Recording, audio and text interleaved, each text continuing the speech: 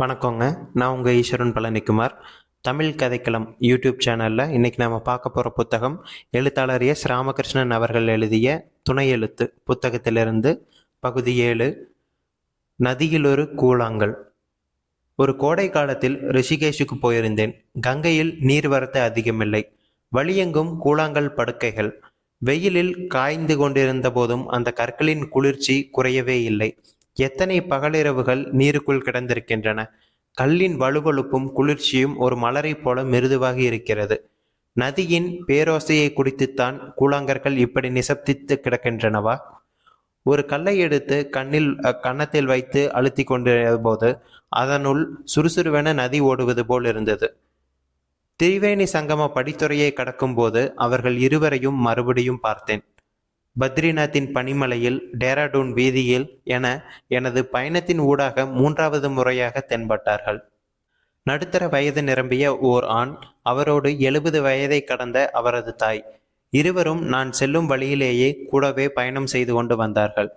பச்சை கரை வேட்டி அணிந்த அந்த மனிதர் தன் கைகளால் அம்மாவை இறுக்கி பிடித்தபடி, இந்த பக்கம்மா, கங்கையை பாரு எப்படி ஓடுது, கிழக்கே பாருமா, மெதுவாவா என பேசிக்கொண்டே வந்தார். தாய் நடுக்கத்துடன் கைகளை தலைக்கு மேலாக குவித்து வணங்கினர். யாத்ரீகர்களின் கூட்டம் நதியெங்கும் நிரம்பியிருந்தது. படிகளில் வயதானவர்கள் காலூன்றி நடந்தபோது காற்றில் ஆடும் இலையைப் போல உடல் தானே நடுக்கம் கொண்டிருந்தது. தன்னை பிடித்திருந்த மகனின் கையை விலக்கிவிட்டபடி அந்த தாய் மெதுவாக கங்கையினுள் இறங்கி நின்றாள். காலை உரசி கொண்டு செல்லும் தண்ணீரை உணர்ந்தபடி அவள் உதடுகள் எதையோ முணுமுணுத்து கொண்டிருந்தன. பார்த்து கொண்டிருந்த போதே அவள் வேகமான நீரோட்டத்தை நோக்கி தாவி விழுந்தாள். மரக்கிளையை இழுத்து போவது போல விருட்டென நீரோட்டம் வயதானவளை உள்ளே இழுத்து போனது. பதற்றத்துடன் மகன் கங்கையில் குதிப்பதற்குள் நதிக்குள் இருந்தவர்களில் ஒருவன் நீந்தி வயதானவளை தூக்கி படித்துறைக்கு கொண்டு வந்தான். அம்மாவுக்கு வயதாகிவிட்டதால் தடிமாறிவிட்டார்கள் என்று சொல்லியவாறே தாயை அணைத்து பிடித்தபடி படிகளில் உட்கார்வதற்கு கூட்டிச் சென்றார் மகன். இருவரும் அரச மருத்தருகே இருந்த படிக்கட்டுகளில் உட்கார்ந்து கொண்டபோது அம்மாவின் உதடு நடுங்கிக் கொண்டிருந்தது. சட்டென கையால் நெற்றியால் ஓங்கி எறிந்தபடி வெடித்து அழத் தொடங்கினார். தாயின் கேசத்திலிருந்து ஈரம் கல்லில் சொட்டி கொண்டிருந்தது. எதுக்காகம்மா இப்படி செஞ்ச? நான் என்னம்மா தப்பு செஞ்சிட்டேன்? வீட்டில் பாரமாக இருக்கிறதுக்கு பதிலாக இங்கேயாவது சொத்து போயிட்டா நான் எல்லாருக்கும் நல்லது தானடா முருகேசா என்று நிமிர்ந்து பார்க்காமலே சொன்னாள் அந்த தாய். முருகேசன் வேட்டியை வாயில் அடைத்து கொண்டு தாழ முடியாமல் அழுதார். அம்மா அவர் தலையில் கையை வைத்து தடவியபடி, நீ அழுது என்னடா ஆகப் போகுது? எப்படியும் சாக போறவதானே. முருகேசா, கண்ணத்தொடை என்றாள்.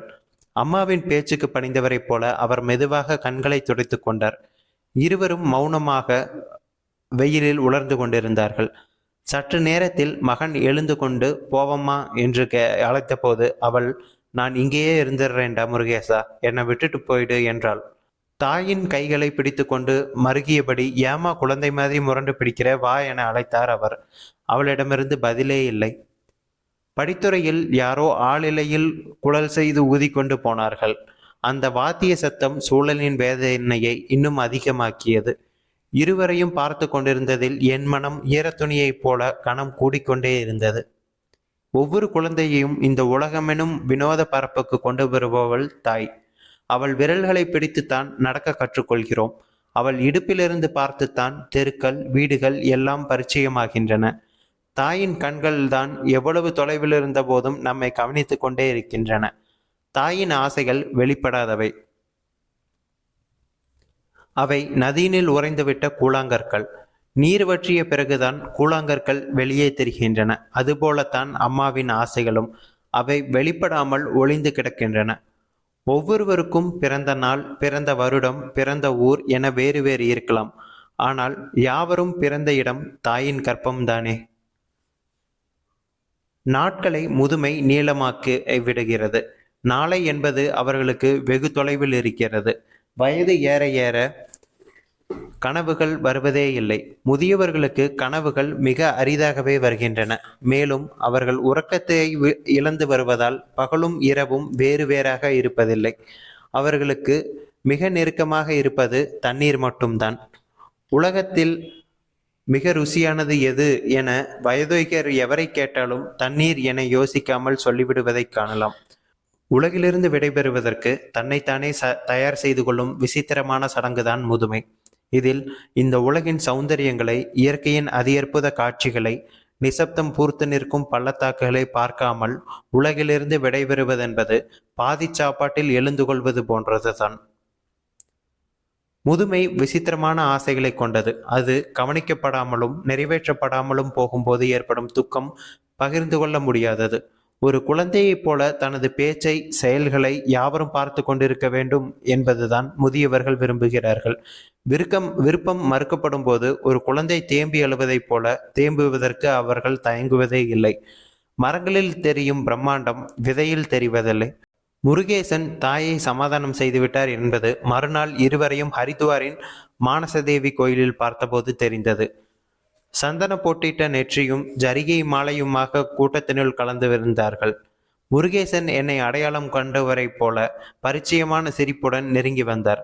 பரஸ்பர உரையாடலுக்கு பிறகு தான் மதுரையில் இருப்பதாகவும், அம்மா தங்கள் சொந்த கிராமத்தை தவிர வேறு எந்த ஊரையும் பார்த்ததில்லை என்பதால் கங்கையை காண்பிப்பதற்காக அழைத்து வந்ததாகவும் சொன்னார். அவர் தன் தாயிடம் என்னை அறிமுகம் செய்து வைத்தார்.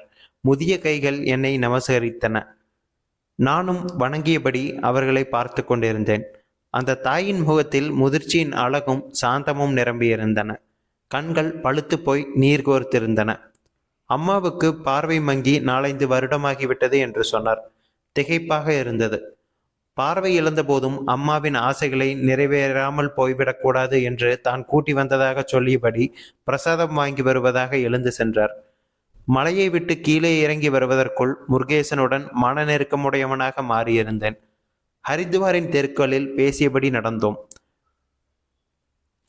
தானும் சகோதரர்களும் மிளகாய் வற்றல் வியாபாரத்தில் இருப்பதாகவும், தாய் சொந்த கிராமத்திலேயே தனியாக வசித்து வருவதாகவும், அவர்களோடு சேர்ந்து வாழ விருப்பமில்லை என்றும், சகோதரர்கள் ஆளுக்கு 1 மாதம் அம்மாவின் தேவைகளுக்கு பணம் தந்து விடுவதாகவும் சொல்லியபடி வந்தார்.